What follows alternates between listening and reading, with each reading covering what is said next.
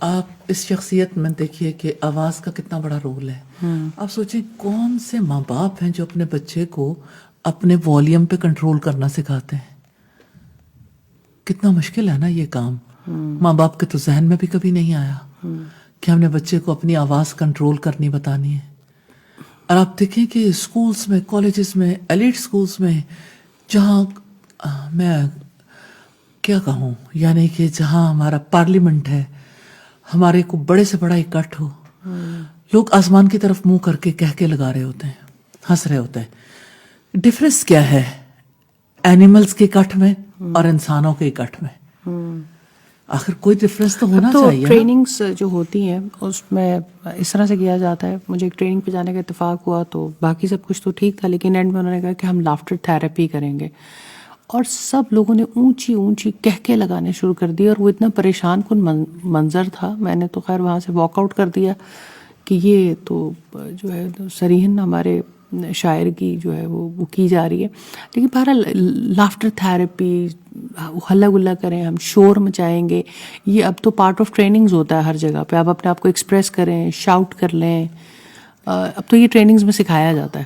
اب فائزہ دیکھیں، اطمینان اور سکون اصل میں تو انسان کی ڈیمانڈ ہے. لوگ کیوں چاہتے ہیں پرفضا مقام پہ چلے جائیں، پرندوں کی آوازیں سنائی دیں، آپ ایک ایسے ماحول میں رہو جہاں پانی کی بھی آواز آئے، ایسے ماحول میں رہو جہاں آپ کے دل کے اندر خوشی اور اطمینان اترے. وہاں شور نہیں ہوتا. شور جو ہے نا جہنم کلچر ہے. اور آپ جس وقت اپنی آواز پہ کنٹرول نہیں رکھتے، اور سب نہیں رکھتے، تو اس کا مطلب ہے کہ ایک جہنم کا سا سما پیدا ہو جاتا ہے. اور جس وقت ایک باپ اپنے بچے کے بارے میں کانشیس ہے کہ اسے میں نے بہترین کردار کا حامل انسان بنانا ہے، تو وہ اس کی آواز کے بارے میں بھی کانشیس ہے.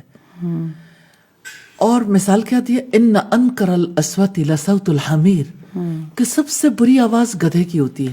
آپ یہ دیکھیں کہ گدھے کی آواز جب آتی ہے تو گدھا کیا کرتا ہے؟ آسمان کی طرف منہ کر کے آوازیں نکالتا ہے.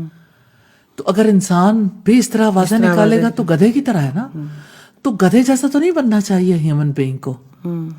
تو بہت بڑی بات ہے. لقمان حکیم نے جیسے اپنے بچے کی تربیت کی، اس کی شخصیت کے لیے کام کیا، اس کی ذات کے لیے کتنی بڑی رحمت ہے اس کا باپ.